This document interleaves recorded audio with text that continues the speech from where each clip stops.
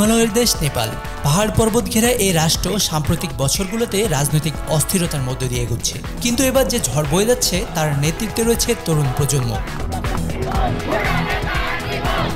সরকার যখন দুর্নীতি আর অবাধ ক্ষমতার অপব্যবহারের বিরুদ্ধে চোখ বন্ধ রাখলো, তখন জেনজি প্রজন্ম তাদের কণ্ঠ উঁচু করলো। আর সামাজিক যোগাযোগ মাধ্যম বন্ধের সিদ্ধান্ত ছিল সেই স্ফুলিঙ্গ, যেখান থেকে ছড়িয়ে পড়ল ভয়াবহ অগ্নিগর্ভ আন্দোলন। সোমবার সকাল রাজধানী কাঠমান্ডুতে শুরু হলো হাজারো তরুণের মিছিল, হাতে পোস্টার, কণ্ঠে স্লোগান। দাবি একটাই, সরকারের অবাধ দুর্নীতি বন্ধ করতে হবে এবং মানুষের মত প্রকাশের স্বাধীনতা ফিরিয়ে আনতে হবে। কিন্তু আন্দোলন শান্তিপূর্ণ থাকেনি বেশিক্ষণ। পুলিশ টিয়ারশেল, রাবার বুলেট আর জলকামান দিয়ে ছত্রভঙ্গ করার চেষ্টা করে। মুহূর্তেই রাস্তায় তৈরি হয় তীব্র সংঘর্ষ। নিহত অন্তত ১৯ জন, আহত কয়েকশো। নেপালের তরুণ প্রজন্ম তাদের রক্ত দিয়ে লিখে দিল নতুন অধ্যায়ের সূচনা। এই উত্তাল আন্দোলনের সূত্রপাত এক সরকারি সিদ্ধান্তে। প্রধানমন্ত্রী কেপি শর্মা ওলির নেতৃত্বাধীন সরকার নিষিদ্ধ ঘোষণা করল Facebook, YouTube, Instagram, WhatsApp, LinkedIn, Reddit, x সহ ২৬টি জনপ্রিয় সামাজিক যোগাযোগ মাধ্যম।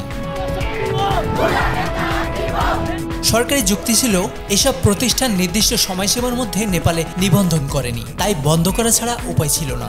অথচ ফেসবুক ব্যবহারকারী প্রায় ১,৩৫,০০,০০০ আর ইনস্টাগ্রাম ব্যবহারকারী ৩৬ লাখের মতো। তাদের জীবন, ব্যবসা, যোগাযোগ সবই হঠাৎ থমকে গেল।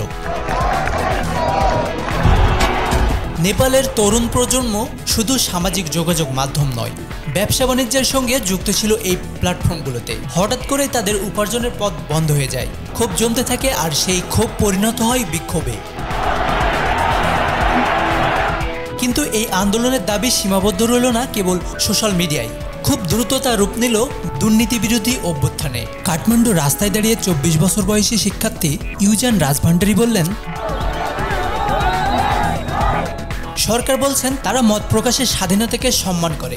এক বিবৃতিতে জানানো হলো, উপযুক্ত পরিবেশ তৈরিই সরকারের প্রতিশ্রুতি। কিন্তু তরুণদের বিশ্বাস নেই, কারণ এর আগেও সরকার বারবার টেলিগ্রাম ও টিকটকের মতো প্ল্যাটফর্মে নিষেধাজ্ঞা দিয়ে পরে সত্য সাপেক্ষে খুলেছে। Bangla affairs news desk.